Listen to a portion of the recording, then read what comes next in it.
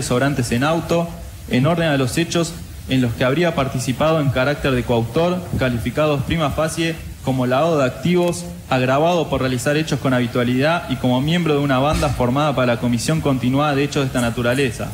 Suceso identificado en el punto B. Artículos 45 y 303, inciso 1 y 2A del Código Penal de la Nación y artículos 350, 351 y 353 del Código Procesal Penal de la Nación. D. Martín Antonio Báez, de las demás condiciones personales sobrantes en auto, en orden a los hechos en los que habría participado en carácter de coautor, calificados prima facie como lavado de activos, agravado por realizar hechos con habitualidad y como miembro de una banda formada para la comisión continuada de hechos de esta naturaleza. Suceso identificado en el punto B, artículos 45 y 303, inciso 1 y 2A del Código Penal de la Nación y artículos 350, 351 y 353 del Código Procesal Penal de la Nación. E. Leandro Antonio Báez, de las demás condiciones personales sobrantes en autos, en orden a los hechos en los que habría participado en carácter de coautor, calificados prima facie como lavado de activos, agravado en su carácter de miembro de una banda formada para la comisión continuada de hechos de esta naturaleza. Suceso identificado en el punto B, artículos 45 y 303, inciso 1 y 2A del Código Penal de la Nación y 350... Seguimos en vivo, escuchando y por supuesto analizando todo lo que está ocurriendo dentro de los tribunales federales de Comodoro Pi. 60 millones de dólares que en su momento causaron tanta revolución, tanta polémica. Un caso, me parece, y ahora se lo voy a trasladar esta consulta a mi compañero Jorge Liotti, que ha marcado un antes y un después en la época del kirchnerismo, la famosa ruta del dinero acá. ¿Cómo está, Jorge? Bienvenido. Un placer, como siempre, tenerte aquí en Más Info. Bueno, ¿qué significa que esté Lázaro Báez en el banquillo? No solo él, sino sus hijos y otros 20 acusados, ¿no? Bueno, esta es la primera causa de corrupción de las que hemos escuchado en los últimos tiempos, que es elevada a juicio oral, la instancia más decisiva. En general, en los procedimientos judiciales, como hay instancias previas de imputación, procesamiento, indagatorias, hay toda una gran confusión, pero este es el momento real donde se definen las condenas verdaderas. Lázaro Báez ya está detenido, pero en prisión preventiva, en la utilización de esta figura que ha sido muy debatida respecto de cuáles son los alcances. Cuando se termine este juicio y probablemente sea condenado, ya va a tener una sentencia definitiva y va a estar detenido lo que deba completar, pero ya con una ejecución concreta a partir de este juicio. Como vos mencionabas, es un caso muy emblemático porque yo creo que más allá de las implicancias económicas y la vinculación con la cuestión de la corrupción, marcó un punto de partida de la televisión vinculado, digamos, la corrupción exhibida en la televisión. Claro. Recordemos que ahí habían aparecido la famosa Rosadita, había aparecido el hijo de Lázaro Báez, Martín Báez, contando dinero. Bueno, se había iniciado con las declaraciones de Fariña y de Láscar en el programa Periodismo para Todos. De alguna manera fue precursora en ese sentido de cosas que después continuaron con los bolsos de López o con todo lo que pasó después con los cuadernos de Centeno. En ese aspecto, la ruta del dinero acá ha sido muy emblemática. Y el otro aspecto importante es que aborda la cuestión del lavado de delitos que están siendo investigados en otras causas. Puntualmente la causa de Otesur, que tiene que ver con la ocupación aparentemente irregular de habitaciones en los hoteles de los Kirchner, el tema de los sauces, que tiene que ver con una empresa que le alquilaba inmuebles a Lázaro Báez y a Cristóbal López, inclusive con la causa denominada la obra pública, donde apareció claramente el favoritismo en las concesiones que se le otorgaron a Lázaro Báez. ¿Y por qué digo que hay una conexión con esto? Porque esas serían las fuentes originales del dinero que terminaron derivando en este circuito financiero que se investiga en la ruta del dinero K. Entonces, esta es una parte de un entramado, se supone, que tiene otras expresiones que están siendo investigadas en otras causas. Ahora, vos recién nombrabas a Láscar, a Fariña, bueno, Fariña que se declaró como arrepentido. Digo, ¿esta es la primera vez que se van a ver las caras? Creemos que sí, claro. Entre todos creemos que sí. Fariña hizo un ida y vuelta doble. porque primero declaró, dijo lo que sabemos, después se arrepintió y después volvió a declarar y de hecho entró con la figura de testigo protegido, está en un régimen especial, porque finalmente terminó diciendo esto era cierto. Fue clave lo que él cuenta en su momento. Muy importante. Después se sumó lo del Ascar. Efectivamente, hoy es la primera vez que están todos allí, están escuchando los requerimientos del fiscal, o sea, las acusaciones que se les hacen, que es la primera parte de este juicio, que también hay que decirlo. Ah, mira, Jorge, ahí estamos viendo en pantalla también ese video que dio tanto que hablar, ¿no? Claro, lo que pasaba dentro de la Rosadita con la ruta del dinero acá. ¿Cómo contaban esos billetes? Bueno, fue muy impresionante. Muy impactante la imagen. La imagen, y fue recordarás que también la terminología, cuando se empezó a hablar del físico, ese término que usaba Fariña todo el tiempo y que hacía referencia a esto, y que de alguna manera empezó a exhibir un poco impúdicamente un manejo del dinero en efectivo, en grandes volúmenes, que fíjate que se termina encadenando con la historia de los cuadernos y los bolsos. Este tema del manejo tan voluminoso de cifras realmente exorbitantes de dinero en bolsos, en efectivo, y esta concepción del físico y este tema de cómo acomodaban los billetes para que pudieran entrar en los bolsos y que eran mejor los euros que los dólares. O sea, toda una cuestión desconocida para la gran mayoría de la gente, que de alguna manera se reveló con este caso y que tuvo este video La Rosadita y las declaraciones de Fariña y Ascar como probablemente los elementos quizás más obscenos de esta historia, ¿no? Además, todos los personajes involucrados, Jorge, porque te acordás que en su momento el ex marido de Iliana Calabró, Rossi, también estuvo involucrado, digamos, toda una trama Pérez de Gadín, el contador de Báez, que ahora están enfrentados, Chueco. Sí, hay todo como, te diría que es casi como recordar los personajes de una telenovela. Totalmente. Este episodio fue en el 2013, para aquel que está tratando de recordar, fue hace 5 años. Que es otro dato también interesante para remarcar.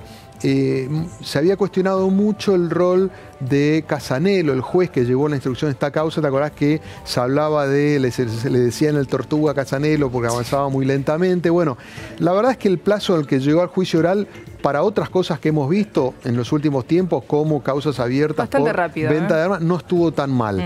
Y un dato importante a tener en cuenta, que es motivo también de, ahora que hablamos de Casanelo, que es la situación de Cristina Kirchner, ¿no? En este caso, Casanelo no la imputó a Cristina, la Cámara le pidió revisar esa situación, con lo cual, en este caso, digamos, en esta primera etapa, Cristina Kirchner no está entre los acusados. Habrá que ver cómo evoluciona y si en otra instancia también es involucrada, ¿no? Jorge, te invito a que te quedes unos segundos más con nosotros, porque ya está en comunicación telefónica Paz Rodríguez Nil desde los Tribunales Federales de Comodoro Pi. Paz, buen día. Junto con Jorge te escuchamos atentamente. Contanos cuál es el clima por ahí. Hola, ¿cómo están? Sí, acá en el primer día de este juicio oral contra Lázaro Báez y 24 acusados más por lavado de dinero. Estamos acá en Comodoro Pi, en el subsuelo de los tribunales. Se está llevando adelante el juicio. Hoy es el primer día de la audiencia. Están todos acá porque los acusados tienen que estar presentes para la apertura del proceso. Así que es un gentío, porque te imaginas que 25 acusados, cada uno con sus abogados, sumado a la fiscalía, las querellas y demás. De todas maneras, el día de hoy va a estar destinado seguramente casi todo a la lectura de los requerimientos de elevación a juicio, es decir, a la lectura de qué es lo que se los acusa en este proceso a cada uno de los imputados. Se prefirió abreviar esos pasos, ¿no, Paz? Ir directamente a los requerimientos, si no era muy extenso. Claro, porque los requerimientos son muy largos, entonces lo que decide el tribunal es leamos solo las partes centrales, donde esté especificado quiénes son los acusados, de qué hechos y con qué calificación llegan. De lo contrario, si tenés que leer todas las pruebas recolectadas, es una causa monstruosa, monumental. Imagínate el tiempo que hubiera llevado. De hecho, alguno de los abogados pidió la lectura completa y el tribunal, que está dispuesto a llevar adelante este juicio con la mayor celeridad posible, contestó que no. Así que están en esa instancia, en la lectura de los requerimientos de los distintos acusadores, porque además, en este caso, no solamente acusa la Fiscalía, también hay 3 querellantes, que son la FIP, la Oficina Anticorrupción y la UIF. Para que te imagines el volumen del caso en general, ¿no? Sí, sí. Paz, yo sé que es muy difícil determinar, pero poco para tener como referencia. Hoy es el primer día. ¿Cuánto tiempo se estima que puede llegar a llevar todo el juicio hasta que haya una sentencia definitiva? Mira, el tribunal espera poder avanzar y llevar adelante este juicio en unos 8 meses. Es optimista, por esto que te estoy diciendo, ¿no? Por el volumen del que estamos hablando. Además, ¿sí? ¿Hola? Sí, te escuchamos perfectamente, ¿eh? Además, cada uno de los jueces tienen otros juicios en simultáneo, claro. Entonces lo que pasa es que esto se lleva adelante, se va a hacer una vez por semana la audiencia de este caso para que cada uno de los jueces puedan seguir con sus otros juicios. Imagínate que además hay varias defensas que no tienen mucho interés porque el proceso avance, con lo cual van a plantear cantidades de recursos de cada una de las cosas que suceden en el proceso, por 25, o sea que es un juicio difícil, pero bueno, la expectativa, la decisión del tribunal, y ya hoy lo mostró, de hecho ayer también, es que avance cuanto antes. Ayer cuando Lázaro Báez pidió la suspensión de esta audiencia hasta que se resolvieran ciertos incidentes, el tribunal rápidamente le dijo que no. Digo, lo que el tribunal tiene que hacer en un caso así, y está decidido a hacerlo, es no dejar que las defensas le controlen el juicio. Paz, y también se lo consulto a Jorge, qué fuerte, ¿no? ¿Qué piensan ustedes? Pero digo, qué fuerte que es ver no solo a Lázaro Báez en el banquillo, sino también a sus hijos involucrados en semejante causa. Yo me acuerdo que no hace mucho, Elisa Carrió, la diputada, dijo, yo a Cristina Fernández de Kirchner, ¿te acordás, Jorge? Sí. Le puedo perdonar, puedo entender ciertas cosas. Ahora, que haya convertido ladrones a sus hijos, palabras de Carrió, no lo digo yo, lo dice Carrió, eso no se lo puedo perdonar. Digo, qué fuerte también ver a Báez con sus hijos, ¿no? Sí, yo creo que es un dato importante. Allí el que quedó más expuesto es Martín, que es el hijo mayor, quien aparentemente tenía algún tipo de participación en ese manejo de dinero, porque de hecho es uno de los que aparece contando plata en la financiera. Los otros hijos daría la impresión de que tuvieron roles minoritarios o fueron arrastrados por el padre, y de hecho recordarás, y seguro Paz tiene más precisión, que en algún momento hubo alguna tensión en el esquema de defensas entre ellos, por el cual ellos se buscaban despegar y responsabilizaban al padre por haber quedado involucrados en la causa, ¿no?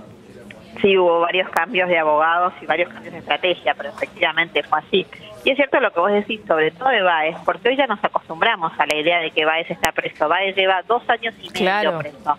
Pero lo cierto es que en el momento en el que él es detenido, es el primer gran empresario que está preso, que está en la cárcel de Ezeiza, y así está desde hace, ya te digo, 2 años y medio, con los millones que se le han descubierto, vinculados, se sospecha ahora todos, a la corrupción de la obra pública, básicamente en Santa Cruz.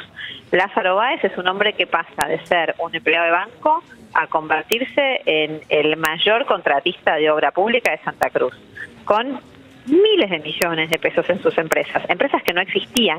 Cuando uno piensa Austral Construcciones, que es la nave insignia del grupo Báez, se crea justo cuando estaba por asumir la presidencia Néstor Kirchner. O sea, no existía antes y se convierte, ya te digo, en la principal prestadora de obra pública del sur. Ahora, Paz, eso que vos mencionás, entiendo que también es uno de los elementos que se investiga en la justicia, que hacen sospechar que la construcción de Austral como empresa y de ese gran emporio o imperio empresarial tenía vinculación con la llegada de Néstor Kirchner al poder. Es justo una de las cosas que da para sospechar respecto a que terminó siendo una herramienta para armar ese esquema que después se reveló. Claro, porque y ahí eso tiene que ver con lo que hablaban ustedes hoy un poco más temprano, ¿no? Del rol de Cristina Kirchner, ¿por qué no está en esta causa? En esta causa lo que se investiga es el lavado de dinero. ¿Qué quiere decir esto? Dinero de origen ilegal que a través de diferentes maniobras busca blanquearse o esconderse. Entonces, en sí, lo que investiga este caso es ese lavado. ¿Cómo hizo Báez a través de todas estas estructuras, de los Fariña, los Telasca, Rossi y demás, para esconder ese dinero sucio que ya tenía? Ahora bien, para que podamos hablar de lavado de dinero tiene que haber un delito precedente. Y acá es donde sí aparece Cristina Kirchner. Cristina Kirchner y la estructura del kirchnerismo en general. ¿Por qué? Porque lo que dice la justicia es, este lavado, esta plata que se lavó, ¿de dónde viene? Viene, entre otras cosas, de los negocios que les dio el kirchnerismo, que les dieron Cristina y Néstor, que eran sus socios. Por eso esta causa reconoce como antecedente imprescindible, por ejemplo, el caso Vialidad. ¿qué es esto? ¿Qué es el manejo discrecional e irregular de la obra pública? Lo que pasa, Paz, de beneficios. Que en un primer momento, esto que decía Jorge al comienzo que me pareció fundamental, digo, este caso bisagra, la Rosadita, el Ascar, Báez, Fariña, después nos enteramos de qué pasó, por ejemplo, con López, los bolsos, el convento. Digo, hasta ahí no teníamos mucha noción de qué pasaba con el dinero. No, claro, por eso este caso es emblemático. Totalmente. Por lo tangible que se vuelve ver esta cantidad de dinero. Además de la Rosadita, en esta causa hay 3.000 millones de pesos que están embargados, secuestrados. Claro. O sea, se le detectaron a los Báez 3.000 millones de pesos. Es un montón. No. Nada despreciable, ¿no? Y la sospecha es esto, es que al menos 60 millones de dólares fueron blanqueados con esta operatoria. Por eso lo que se investiga puntualmente es esta operatoria. Lo anterior se consideran delitos precedentes que son investigados por otras causas. Por ejemplo, la de vialidad, por ejemplo, Tesur, por ejemplo, los sauces, que son casos que investigan, por un lado, cómo se repartía la obra pública durante el kirchnerismo a favor de empresarios amigos, y por el otro lado, cómo esos empresarios amigos alquilaban hoteles o alquilaban habitaciones de hoteles u otros inmuebles a los Kirchner y así les devolvían aparentemente parte de estos retornos, ¿no? Totalmente. Paz, muchísimas gracias por todos los detalles que nos brindás, como siempre. Vas a seguir trabajando allí, imagino. Sí, acá nos quedamos hasta que termine la audiencia. Gracias, Paz. Paz Rodríguez Nil, trabajando en vivo en los tribunales federales de Comodoro Pi. Claro, hablábamos de esto, Jorge, digamos, en ese primer video, La Rosadita, la verdad que mucha gente se preguntaba, bueno, ¿y de dónde proviene ese dinero? ¿Quién le otorga ese dinero a estas personas que lo están contando? Pero después, con el correr del tiempo, aparece López, los bolsos, un Gutiérrez que cuenta, una persona muy allegada a la expresidenta de la Nación, Cristina Fernández de Kirchner, como su persona de confianza, que cuenta que, bueno, era ella quien le pedía que retirara el dinero, ¿no es cierto? Claro, yo creo que eso, de alguna manera apareció incipientemente en esta causa lo que después se va a ir revelando.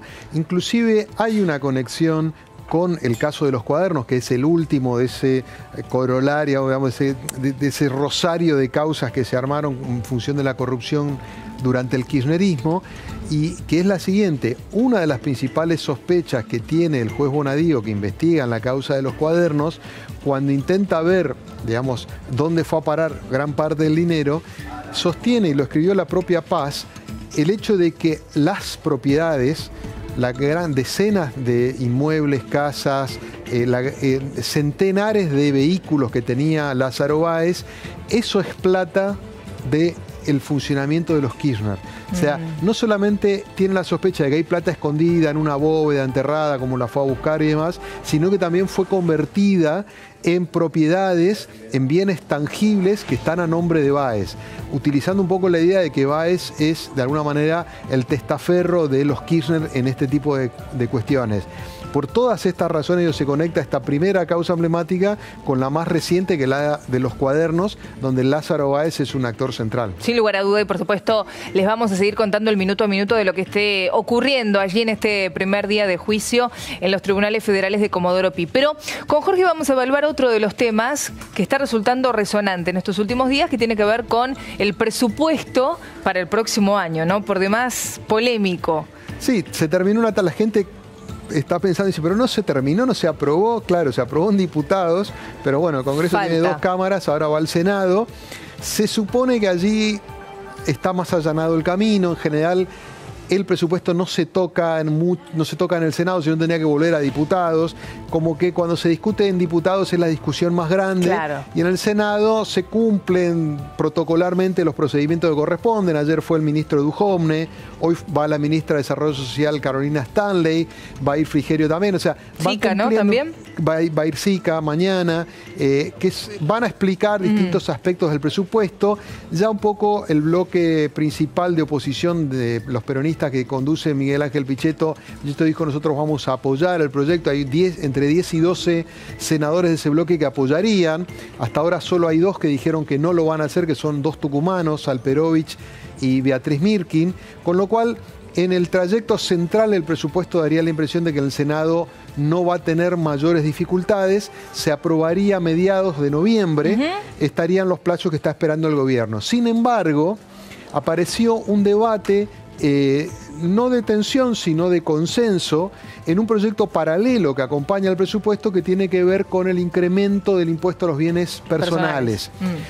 Este proyecto es fundamental porque se supone que suministra al gobierno y a las provincias, porque se coparticipa, 35.000 millones que son los que sirven para tapar los huecos de las concesiones que el gobierno fue haciendo en la negociación con los gobernadores. Viste que fue cediendo en distintas instancias de negociación, inclusive con la discusión parlamentaria, y todo eso se fue tapando con lo que proveía este impuesto, digamos, prospectivamente. Sí. Ahora se empezó a discutir a partir de ayer en forma muy concreta una iniciativa que tiene a Pichetto como autor, pero que el gobierno acompañaría aparentemente, para que la aplicación de este incremento a los bienes personales exceptúe a los inmuebles que tienen como fin vivienda familiar, hasta con un piso de hasta 18 millones de pesos. Claro. Es decir, hasta ese monto, quienes viven en una propiedad de esas características no deberían pagar bienes personales, y recién a partir de ahí sí. Esto daría la impresión de que tiene posibilidades de prosperar. El asunto es cómo se cubre ese hueco fiscal. No está claro cuánto representa lo que resignaría el Estado y en todo caso las provincias. Se hablaba ayer de un monto entre 800 y 3.000 millones de pesos, que hay que ver en todo caso cómo se cubren, y entiendo que hoy la discusión está ahí. Con lo cual daría la impresión de que en este momento hay mayor debate sobre esto que sobre el presupuesto en sí.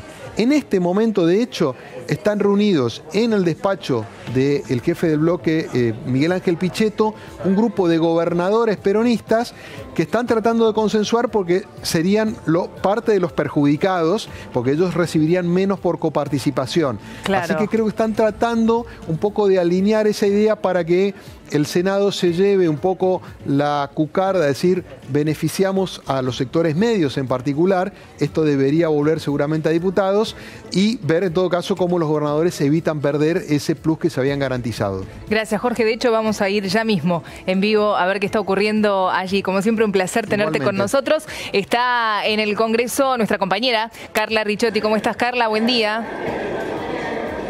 Hola Viviana, buen día. Sí, aquí están reunidos detrás nuestro, donde está la puerta de ingreso al despacho del jefe del bloque del PJ, de Miguel Ángel Pichetto, un conjunto de al menos 5 senadores del PJ, obviamente, y gobernadores y vicegobernadores de diferentes provincias. Entre ellos están Bertoni, Corpachi, Zamora, de Santiago del Estero, Casas, Osvaldo Jaldo, el vicegobernador de Tucumán, Infran, Arcioni de la provincia de Chubut, Capitanich, el vicegobernador de la provincia del Chaco. Están reunidos hace aproximadamente un poco más de 40 minutos aquí en este despacho, obviamente para tratar esto que escuchábamos recién, ¿no? Y que ustedes estaban comentando bien en el piso. La posibilidad, claro, tal cual, de la posibilidad de modificar este punto de bienes personales, de este proyecto de bienes personales, para que se incremente y para que se exceptúe, las viviendas únicas, las viviendas familiares, de pagar este impuesto a la riqueza. Bueno, es lo que están debatiendo aquí entre los gobernadores del PJ y diferentes senadores, si se puede llegar finalmente a un acuerdo, y de llegar a ese acuerdo, este proyecto pasaría nuevamente a la Cámara de Diputados, por lo que estos tiempos que decía recién Jorge ahí en el piso, de aproximados al 14 de noviembre próximo de aprobación en el Senado, estarían dados si el trámite si se llega a un acuerdo rápido con este trámite y se hace esta modificación en la Cámara de Diputados antes de que pase a la comisión para que sea firmado el dictamen y luego